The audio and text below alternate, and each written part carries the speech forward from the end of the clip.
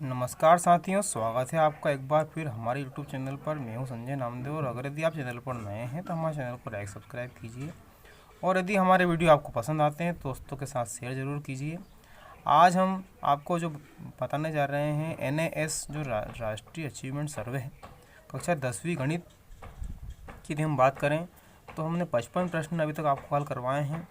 इस भाग में हम आपको शेष प्रश्नों को हल करवा रहे हैं, इसलिए आप पूरे वीडियो को ध्यान से देखें और इन प्रश्नों को समझ करके अपनी कॉपी में लिखने का हल करने का प्रयास आप जरूर करेंगे।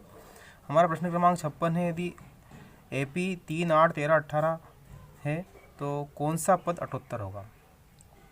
यहाँ हम देखें, यदि इस प्रश्न को हम यदि हल करें तो A बराबर हमें यहाँ पे दिया हुआ है 3, D बराबर 8 में से हम 3 कम कर देंगे तो D का मान हमें मिल जाएगा 5, सर्वांतर हमें D बराबर 5 मिल जाएगा। अब हम मान लेते हैं कि माना हमारा जो AN पद है वो 78 है, तो हमें N का मान हमें ज्ञात करना है। कौन सा पद, मतलब N का मान हमें ज्ञात करना है। हमारा सूत्र है AN बराबर A plus N minus 1 into D. AN का मान हमें दिया हुआ 78, A का मान है 3 और N हमें पता नहीं, N का मान हमें ज्ञात करना है। -1 ऐसा कैसा, और D के स्थान पर लिख देंगे 5। इसे सरल करें यदि तो 3 जो इधर आएगा 78 में से 3 कम हो जाएंगे तो ये हो जाएंगे 75। N माइनस 1 इंटू 5 है। यहाँ यदि आगे देखें तो N माइनस 1 इक्वल टू हमारा हो जाएगा 75/5। यह N इक्वल टू ये कटेगा 15 बार, एक उधर गया प्लस का हो गया, तो N बराबर हमें मिलेगा 16। तो हमें N बराबर 16 मिला, मतलब हमारा जो B बराबर 16वां पद है ये हमारा उत्तर सही हो जाता है। अगला हमारा प्रश्न है, किसी द्विघात समीकरण के दो मूल जो हैं 2 और 4 है तो वह समीकरण होगा। ठीक है, आइए इस प्रश्न को यहाँ हल करते हैं।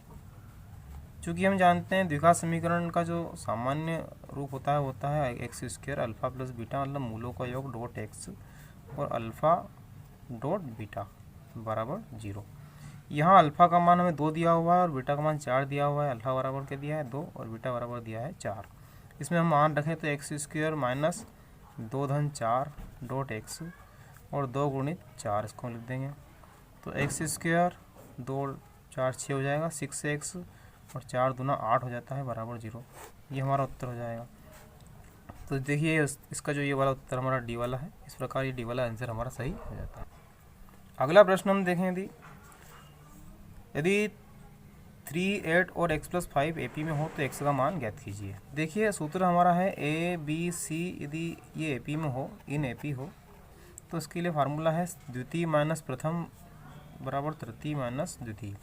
तो हमारे पास में यहाँ 3, 8 और x धन 5, मतलब 8 B के स्थान पे 8 है और A के स्थान पे 3, तो 8 ऋण 3 और x प्लस 5 जो है C के स्थान पर है ये, और उसमें से हम द्वितीय मतलब 8 कम कर देंगे। इसे सरल करें तो 8 में से 3 कम करेंगे 5 और 8 माइनस का उसमें से 5 कम करेंगे तो माइनस का 3, तो 3 इधर आया तो 8 धन 3, यह हमें x का मान मिल जाएगा 8।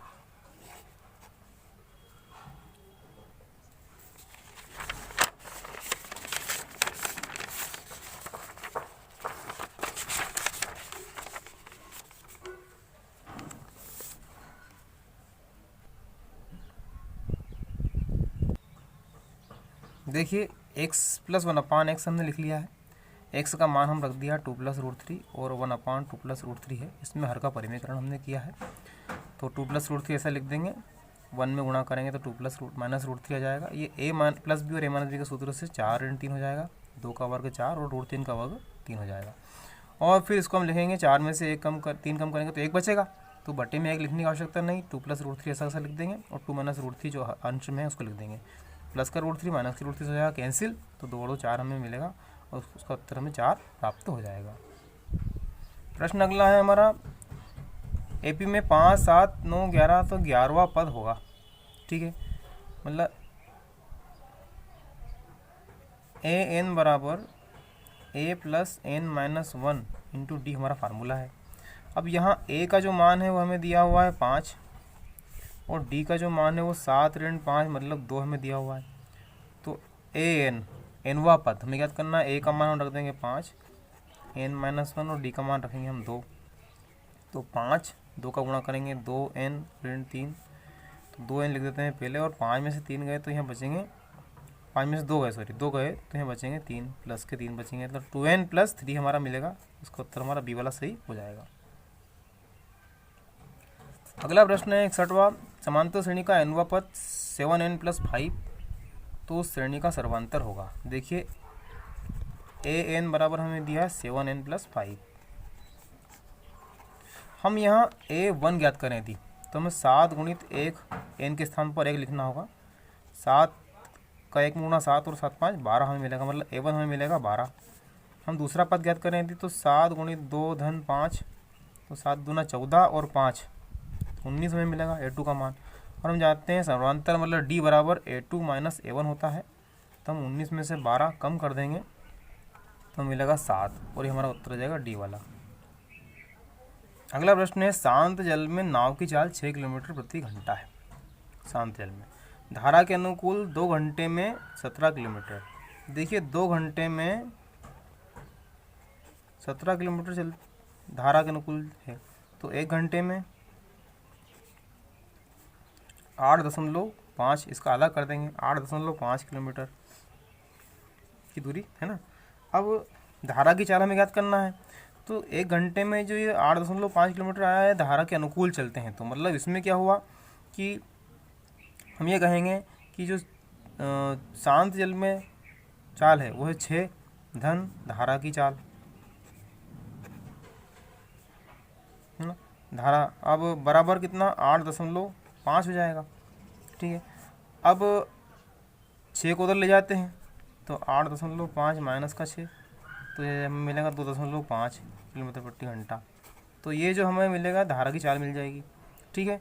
तो धारा की चाल हमारी हो जाएगी 2.5 किलोमीटर प्रति घंटा, मतलब ए इसका ऑप्शन हमारा सही हो जाएगा। अगला हमारा प्रश्न है कि द्विघात समीकरण दिए गए हैं 2 हमें, तो इनका उभयनिष्ठ मूल है। उभयनिष्ठ मूल का मतलब वह संख्या, वह अंक जो समीकरण में रखने से समीकरण को वो अंक जो है संतुष्ट कर दे। चलिए हम पहला वाला मान रखते हैं पहले समीकरण में, -2 रखते हैं x² के स्थान, -2 रखेंगे x² के स्थान पर, तो -2 का वर्ग मतलब 4, माइनस प्लस 7 दूना 14 और प्लस के 10 बराबर 0, तो ये 18 और ये हमें मिलेगा 28 बराबर नहीं है 0 के, मतलब ये वाला उत्तर हमारा सही नहीं है, ए वाला ऑप्शन हमारा सही नहीं है।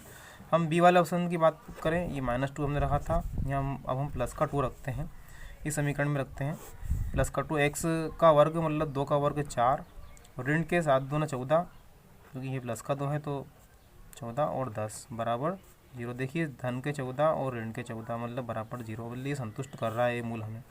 अब दूसरे समीकरण में रख के देखें, यहाँ पर इस समीकरण में तो x का वर्ग है मतलब 2 का वर्ग वही 4, ऋण 10 × 2 मतलब 20, धन के 16, तो ऋण के 20 और 16 और 4 धन के 20 बराबर 0, मतलब ये जो x बराबर 2 हमने रखा है, तो x बराबर 2 से हमारा पहला समीकरण भी संतुष्ट होता है, दूसरा समीकरण भी संतुष्ट होता है, मतलब हमारा जो उभयनिष्ठ मूल है वो 2 होगा। और भी मान रख के हम देख सकते हैं, लेकिन इसका जो सही उत्तर है वो 2 ही होगा। अगला प्रश्न है प्रश्न क्रमांक 64, निम्नलिखित में से असत्य कथन हमें ढूंढना है ना। सभी सर्वांग सम आकृतियाँ समरूप होती है, तो ये हम जानते हैं, हमने सर्वांग समता और समरूपता पढ़ा है, उसके आधार पर हम कह सकते हैं कि ये हमारा सत्य है। सभी सर्वबाहु त्रिभुज समरूप होते हैं, ये भी सत्य है। सभी आयत समरूप होते हैं, भी सत्य है। सभी समरूप आकृतियाँ सर्वांगसम होती है, बस ये हमारा जो असत्य है, इसलिए हमारा इसका जो ऑप्शन है वो बी वाला सही हो जाएगा। अगला प्रश्न है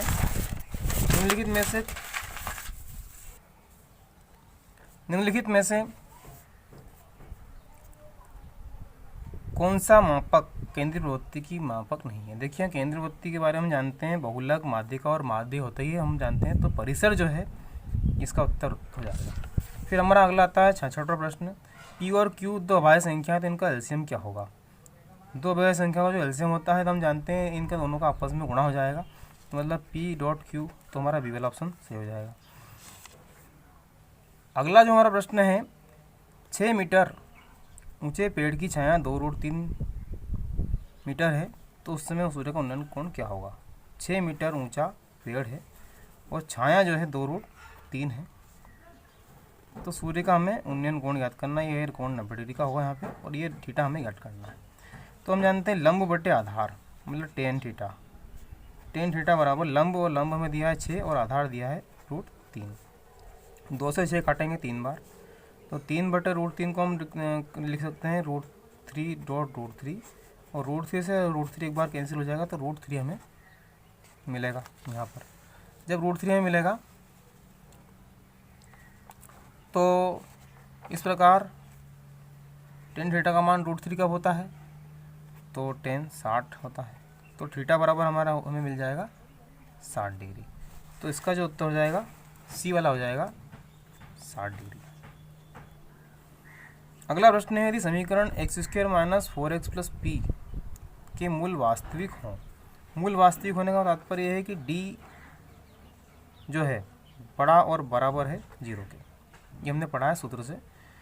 d का मान होता है b² - 4ac बड़ा और बराबर 0। अब यहाँ पर हमें देखना है कि a का मान तो 1 है,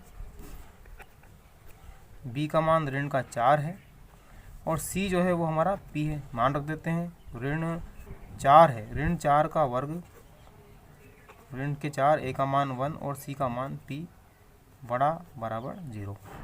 ठीक है, आगे से हल करें तो 4 का वर्ग 16 और माइनस के 4p बड़ा बराबर 0।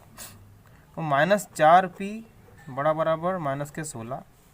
अब यहाँ पर क्या होगा कि माइनस से माइनस जब कैंसिल होगा तो 4p, जब माइनस चिन्ह कैंसिल होता है तो चिन्ह बदल जाते हैं, ये चिन्ह उल्टा हो जाएगा, बराबर 16 हो जाएगा।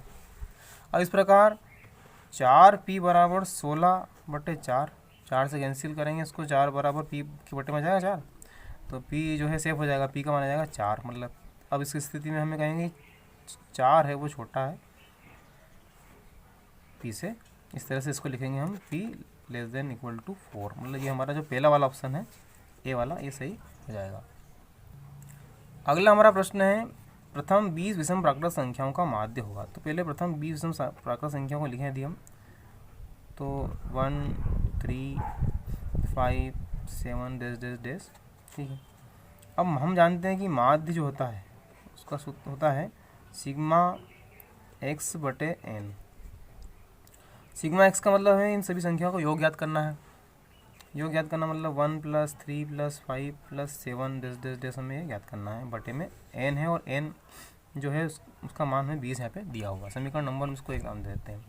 अब यहाँ पे 1 + 3 + 5 + 7 डैश इसका हम योग ज्ञात करेंगे। योग का सूत्र है Sn बराबर n/2 2a + n - 1 × d। इस सूत्र में हम मान रख करके इसे हल करेंगे। Sn मतलब हमें 20 पद है, n का मान 20 है, 20 पद है, a का मान यहाँ पे दिया हुआ है 1 दिया हुआ है, n का मान 20 ऋण 1 और विषम संख्याओं के लिए d का मान हो जाएगा 2।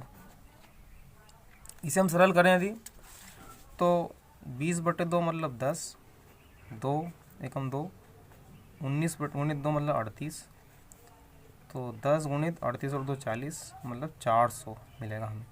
अब इस प्रकार जब हमें 400 मिलेगा तो यहाँ जो समीकरण हमारी है ये हमें मिलेगी 400/20 और 20 का अगर हम भाग लगा देंगे 400 में तो उत्तर आ जाएगा 20। मतलब माध्य क्या आ जाएगा, हमें 20 आ जाएगा। तो हमारा बी वाला ऑप्शन जो है इसका सही हो जाता है।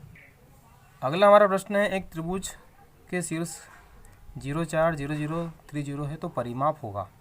यहाँ अगर देखें तो हम इसको ग्राफ पेपर पर ले जाते हैं, 0 4 यहाँ होगा y अक्ष पर और 0 0 मतलब मूल बिंदु होगा। इसी प्रकार 3 0 x अक्ष पे होगा। ये हमारा त्रिभुज बन गया है। अब परिमाप ज्ञात करना है तो सबसे पहले तो ये जो दूरी है हमारी, ये x अक्ष पे ये 3 है, ये जो y अक्ष की दूरी है ये 4 है और ये अगर हम समकोण त्रिभुज में पाई प्रमेय अप्लाई करें तो 3 का वर्ग 9, 4 का वर्ग 16 मतलब 25 और 25 जो है रूट से अगर बाहर आ गया तो 5, मतलब ये हमें मिलेगा 5। और त्रिभुज की तीनों भुजाओं का योग हम करें तो परिमाप आ जाएगा 3 धन 4 धन 5 हम निकाल लें तो 7 और 5 12। इस प्रकार से हमारा सी वाला ऑप्शन सही जाता है। तो साथ ही इस प्रकार NS के पूरे 70 प्रश्न इस थर्ड प्रैक्टिस पेपर के हमने आपको हल करवाए हैं, जिन्हें हमने आपको 4 भाग में हल करवाया है। इसके पहले के भागों में भी हमने आपको प्रश्न हल करवाए हैं। आज प्रश्न क्रमांक 56 से प्रश्न क्रमांक 70 तक हमने हल करवाए हैं। इसके पहले के भाग यदि आपने नहीं देखा तो उन्हें जरूर आप जाके देखें, हमारी NS की जो प्ले लिस्ट है उसमें। इस प्रकार यदि आपको वीडियो पसंद आता है तो इन्हें अपने दोस्तों के साथ शेयर करें और हमारे चैनल को यदि अभी तक आपने सब्सक्राइब नहीं किया है तो ज़रूर सब्सक्राइब करें। बहुत बहुत धन्यवाद।